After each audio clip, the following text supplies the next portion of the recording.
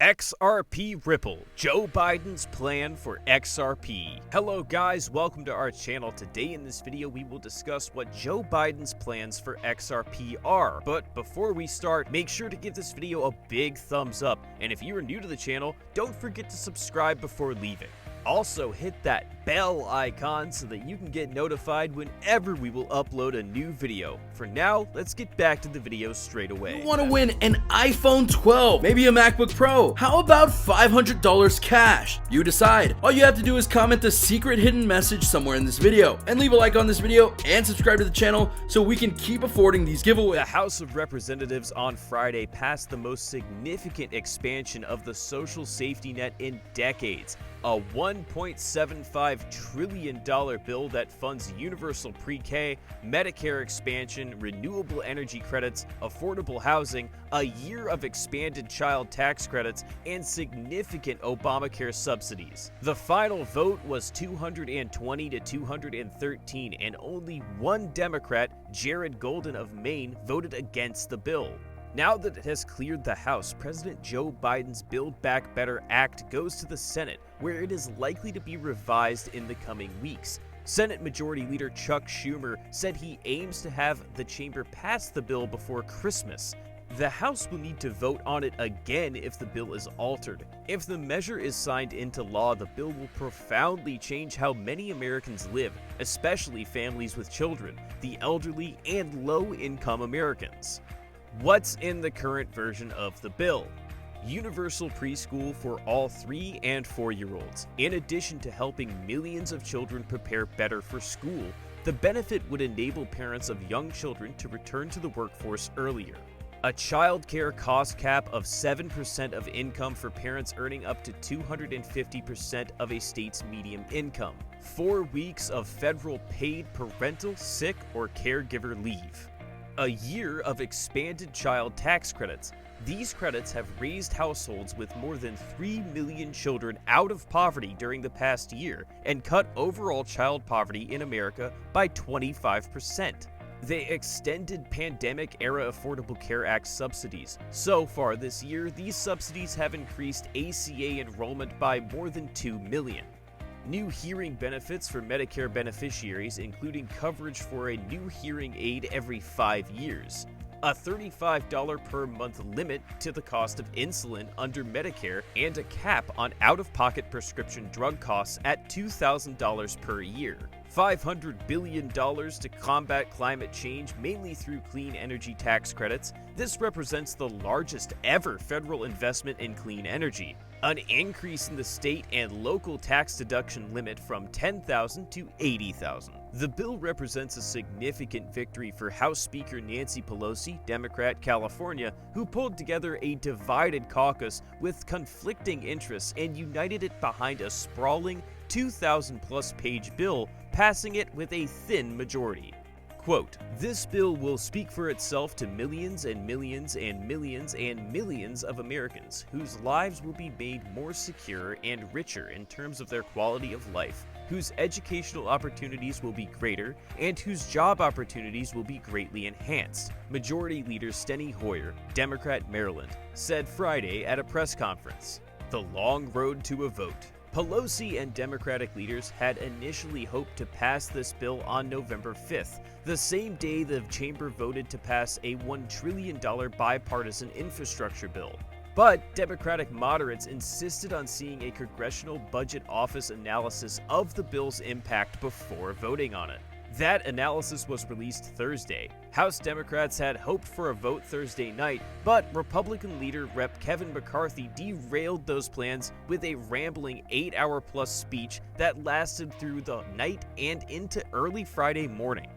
Progressives were reluctant to throw their weight behind the infrastructure bill without an ironclad assurance that moderates would in turn vote to pass the Build Back Better Act when it came to the floor later on. They got that issuance in the form of a statement from moderates saying that in part they would, quote, "commit to voting for the Build Back Better Act in its current form as soon as they got the CBO score." But even after this compromise agreement was reached, 6 progressives still voted against the infrastructure bill, while 13 Republicans crossed the aisle to join Democrats in passing it. Absent those 13 Republican votes, however, the bill would not have passed. Last-minute compromise. The final language for the Build Back Better Act reflects many late-stage deals that Democrat leadership reached with small groups of holdouts. Among them were Democrats who insisted on immigration language in the bill. A group of lawmakers from the Northeast opposed the lower SALT deduction cap, and a third block of moderates who refused to support granting Medicare sweeping powers to negotiate prescription drug prices.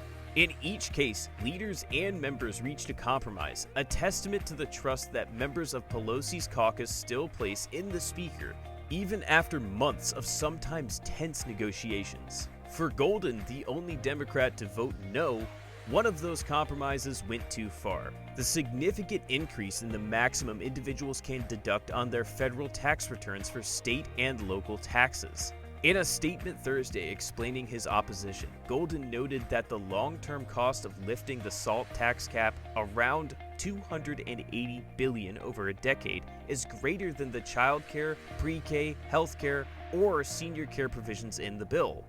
Moreover, several analyses of the bill outcomes have indicated that most of the savings to taxpayers in the SALT cap repeal provision will accrue to the benefit of high earners.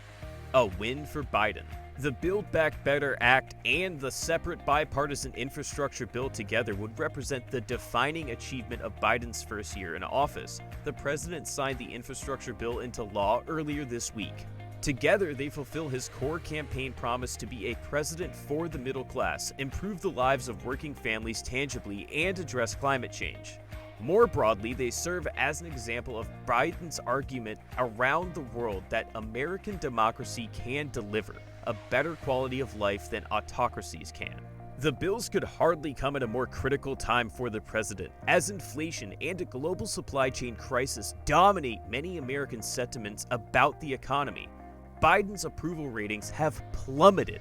Polls also showed that as Democrats in Congress battled over what would be in the bills, voters increasingly came to see the party as ineffective and wrapped up in, quote, Washington problems, not in touch with the daily struggles of their constituents.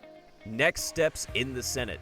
Now that it has cleared the House, the Build Back Better Act goes to the Senate, likely to be revised in the coming weeks. Two conservative Democrats have an outsized influence on what happens next. Key swing votes of Senator Joe Manchin of West Virginia and Senator Kyrsten Sinema of Arizona. Manchin has already said he opposes including paid leave in the bill. Senate Budget Committee Chairman Bernie Sanders, independent Vermont, has said he opposes raising the SALT cap deduction, arguing that it favors the wealthiest taxpayers and costs the government billions of dollars. Joe Biden is set to announce new actions to combat the coronavirus, including a nationwide campaign encouraging vaccine boosters, an expansion of at-home tests, and tighter restrictions on international travel. Buffered by the emergence of the Omicron variant and a political backlash from Republicans, the U.S. president will visit the National Institute of Health in Bethesda, Maryland on Thursday and lay out a pandemic battle plan for the winter months. Biden will announce steps to ensure that nearly 100 million eligible Americans who have not yet received their booster shot do so as soon as possible, the White House said. There is a new urgency to the effort after Wednesday. The first U.S. case of the Omicron variant of COVID-19 was identified in California. The president will pledge to expand pharmacy availability during December, while pharmacy partners send millions of texts, calls, and emails to eligible customers about scheduling an appointment or walking in for a booster shot. There will also be public education campaigns to encourage adults to get the boosters, focusing on the elderly. It will feature paid advertising across multiple channels, engagement with community organizations, and media campaigns. On Wednesday, a chief medical advisor to Biden on COVID-19, Anthony Fauci, told reporters at the White House that boosting was very important, particularly when considering the rise in antibodies following a third dose. He added, quote, "Even though we don't have a lot of data on it, there's every reason to believe that kind of increase that you get with the boost would be helpful, at least in preventing severe disease of a variant like Omicron." The emergence of Omicron has demonstrated the tenacity of the virus, which continues to drag down Biden's political fortunes. According to a recent Washington Post/ABC News poll, voters are divided on handling the pandemic, with 47% approving and 49% disapproving. A recent Washington Post/ABC News poll. But the White House defended his record, for example, by pointing out that when he came into office, more than half of the schools were closed, whereas today, 99% are fully open and in person. The president will unveil actions to get more children aged 5 or older vaccinated on Thursday. These include launching hundreds of family vaccination clinics across the country, offering a one-stop shop for first shots for parents, teenagers, and children, and boosters for those eligible. There will be, quote, family vacation days with hundreds of community health centers across the country hosting family vaccination clinics throughout December. Biden will also set out a plan to ensure that Americans have access to free at-home testing. More than 150 million people with private health insurance will be able to get at-home tests reimbursed. For those not covered, at-home tests will be distributed through healthcare centers and rural clinics. With the threat posed by the Omicron variant still uncertain, early next week, the U.S. will tighten pre-departure testing protocols by requiring all inbound international travelers to test within 1 day of departure, regardless of nationality or vaccination status. That's it for today, guys. We will see you next time. Until then.